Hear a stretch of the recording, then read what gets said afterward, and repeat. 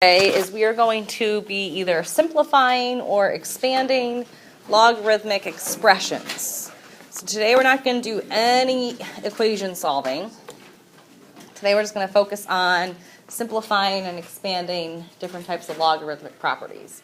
And the reason why we want to be able to do this is because when we get equations that have multiple logarithm expressions in them, we want to be able to condense them into just one logarithm.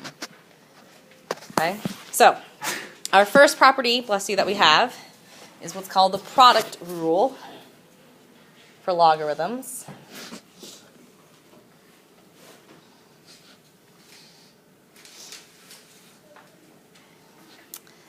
And what the product rule for logarithms tells us that we can do is whenever you have a log of base whatever, b, we don't really care so much about the base at this point in time, and you have two terms being multiplied together attached to that logarithm.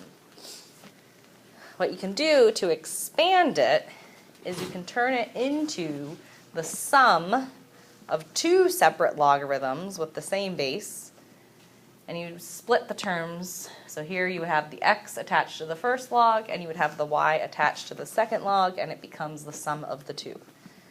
So your product rule for logarithms states the following, that when you have the product of two things, you can expand it by making it the addition or the sum of two individual logarithms. If I had an x, y, z, if I added a third term in that product, then that would just add another plus log base b of z.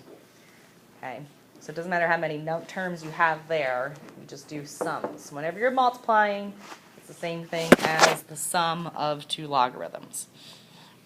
All right, so if we look at this first problem, I have log base 5 of 6 times 9.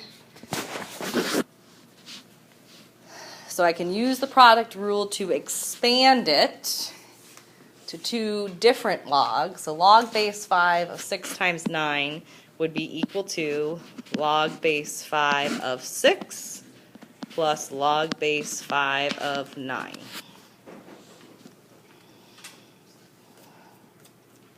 That's it. Okay, so product rule expands it to the sum of the two logs. Let's try another one. So now let's do it in reverse. Log base 7 of 8 plus log base 7 of 12.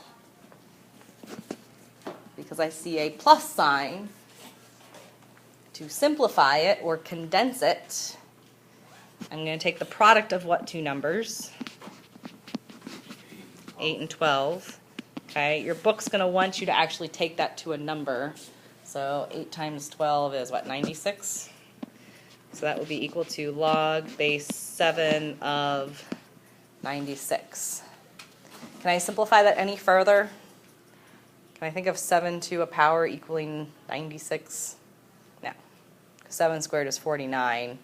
I don't know what 7 to the third power is off the top of my head, but I'm sure it's bigger than 96. It's 343. So that doesn't simplify to a nice easy number, which means it's going to be some type of decimal. All right. Let's do one more. Log base 3 of 3x. Here we're going to rewrite it by expanding it. So it would be log base 3 of 3 plus log base 3 of x. Can I simplify either of those logs easily? Yes, the first one is what? 3 to what power is 3? 1. So that first term really becomes a 1 plus log base 3x.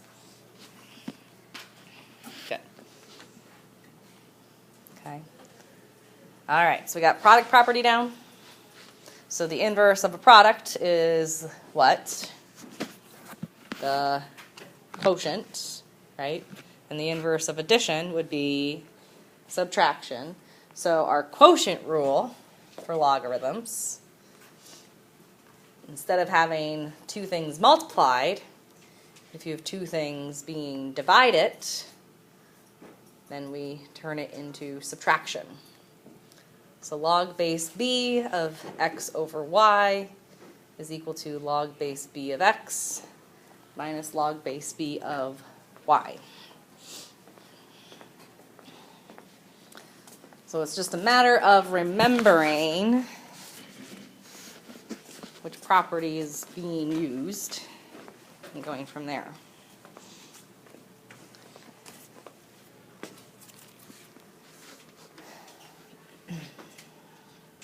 Okay, so quotient rule, product rule. Make sure you've got the difference between the two. So let's do an example. This one's nice and easy. Log base 4 of 7/9 would turn into log base 4 of 7 minus log base 4 of 9. Do any of those simplify easily? No. It's 4 to I don't know what to the 7th power. It's probably some decimal, and then 4 to I don't know what, some decimal to the 9th. So those don't simplify easily, so that would just be my final answer.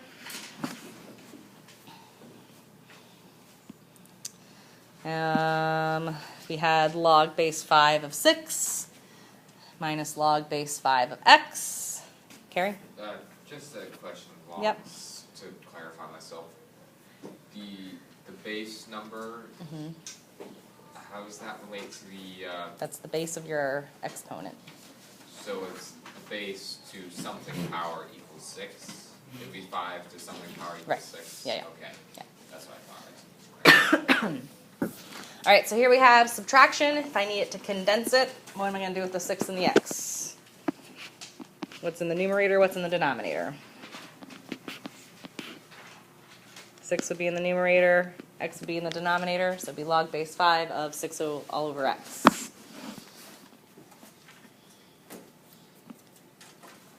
All right, so we got product. We got quotient. Yes? Simple enough? All right, so let's do one more, which is the power rule. And then we're going to put them all together and make these hard. So your power rule for logarithms states the following. If you had log base b of x to some exponent, whenever you're a term that's attached to whatever is attached to the log, so here we have the x, has an exponent to it, what the power rule tells us is that we can move that exponent in front. And the reason why we want to do that, because when we start getting into solving equations with logarithms, it's much easier to then just divide out that coefficient, if we want to call it that, in front of the log to both sides than to deal with the exponent itself.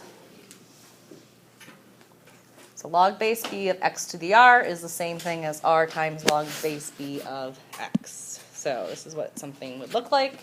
If we had log base 5 of 4 squared, that would be the same thing as 2 log base 5 of 4.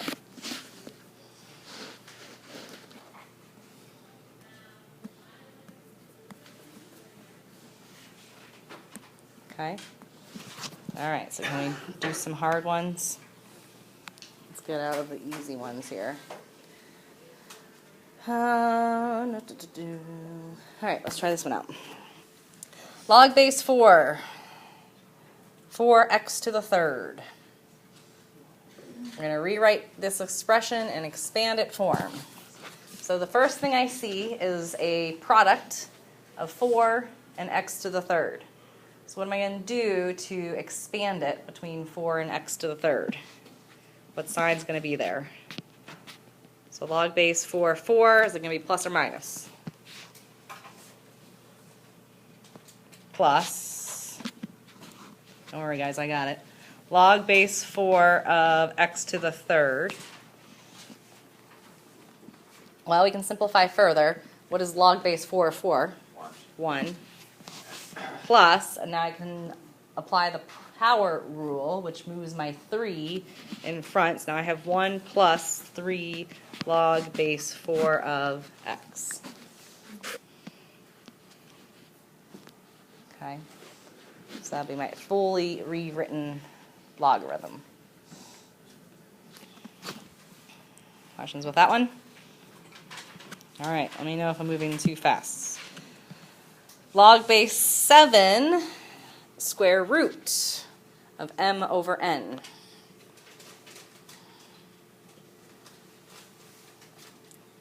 Oh man. What is the square root as an exponent? Do we remember? It's 1/2, right? So technically, this is the same as log base 7 of m over n to the 1/2.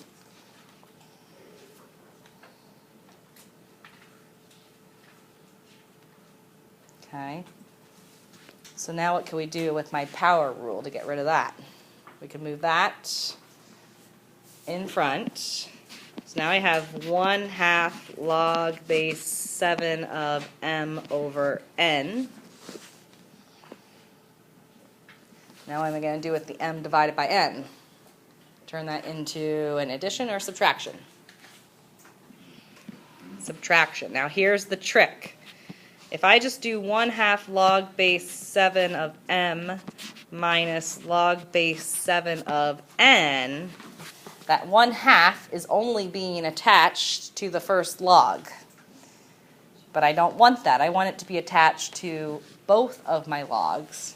So that means I'm going to put parentheses around those two. Okay. So I have 1/2 times log base 7m minus log base 7n. All right. There's that one. We had log base 5 a squared all over bc.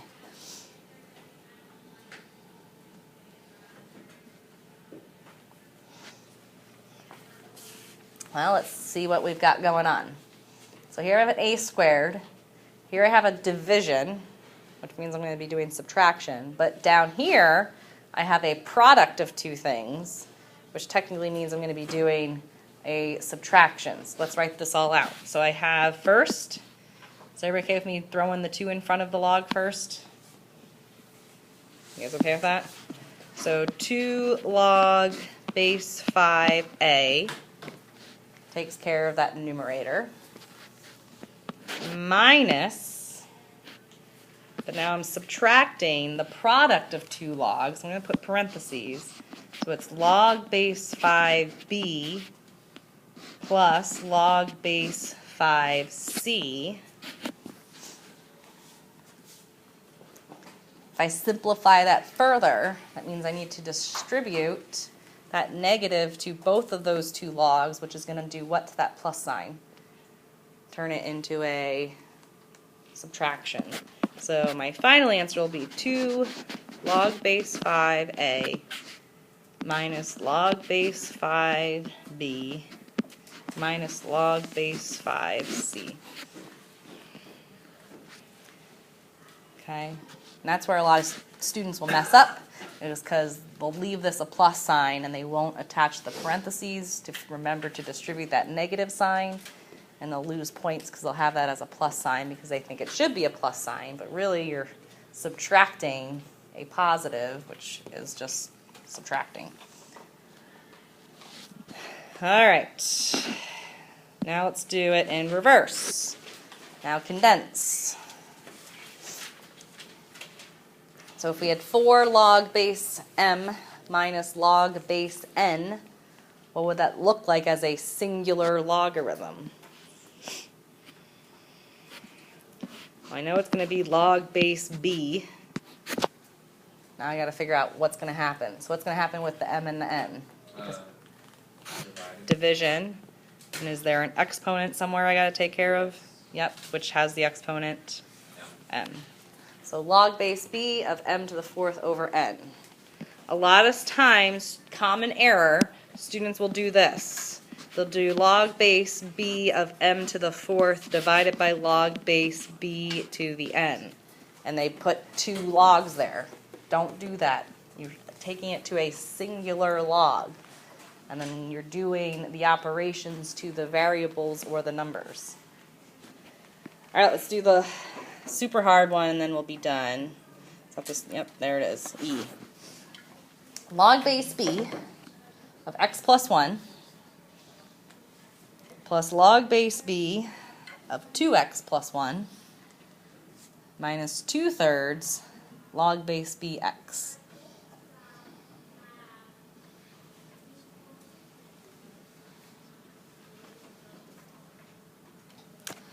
All right, let's start.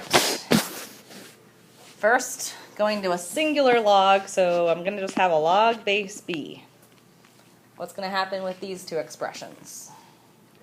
They're going to multiply, which means I'm going to have to FOIL that out. Then I'm going to do a division of x to the 2/3. Okay, so let's multiply that. What do I get? So log base b of, it's going to be what, 2x squared. 2x plus 1x is 3x plus 1 all over x to the 2/3. And I would just leave that x as a 2/3. I wouldn't even take it to a cube root of x squared and then worry about rationalizing it. Just leave it like that. Okay? You guys think you have this? All right, so let's see what you can get accomplished in the next